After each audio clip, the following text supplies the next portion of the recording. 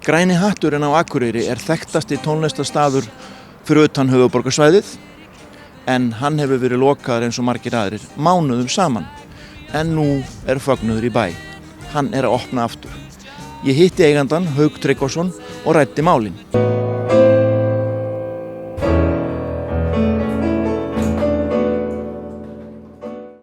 Haukur, það stendur mikið til á Græna hattinum í kvöld.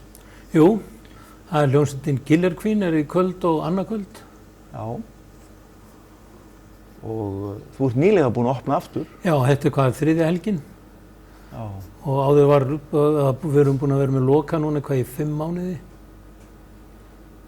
Af ástæðum sem við vitum Jú, jú. En hvernig tilfinning það að loka staðnum sinni mánuðum saman? Það náttúrulega alveg ömurlegt, sko. Já.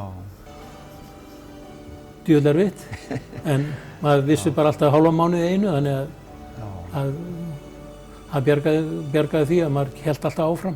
Já. Og þú lifðir af? Ég lifði af, já. Og þú búin að lifa af hvað í mörg ár? Ég búin að vera í 18 ár. Átti ég mitt afmæli núna í febrúar. Og helstu mikið upp á það? Nei, ég reyndi að gleymdi því, sko. Gleymdi að við ættum afmæli. En það var lokað. Já.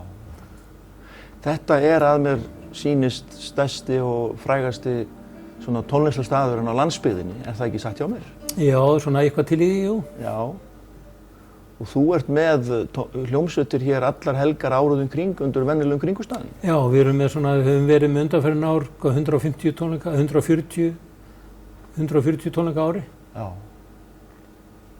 50. föstudags og laugardagskvöld. Og keppast ekki hljómsveitur að koma hingað?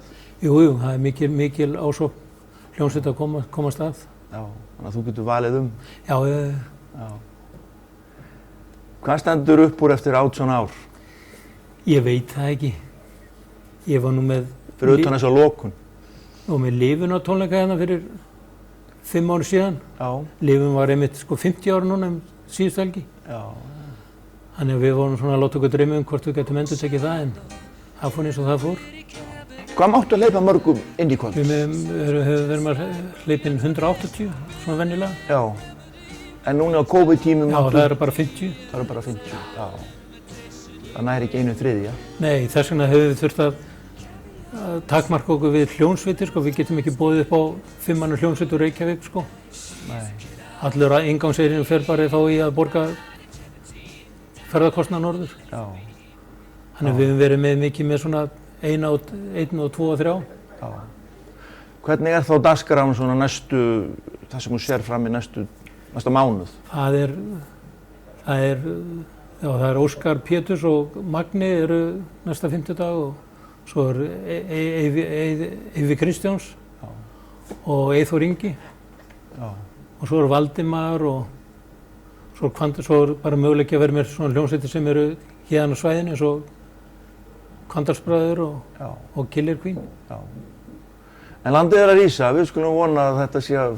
Já, svo bara vonum við að besta bara eftir páska, að þetta verið aðeins fjölgað. Já. Þannig að þá getum við farið að taka við þessum hljómsveitum sem hafa átt bókað núna undanfarna mánuði. Já. Og við erum búin að fresta alveg endalaust, sko.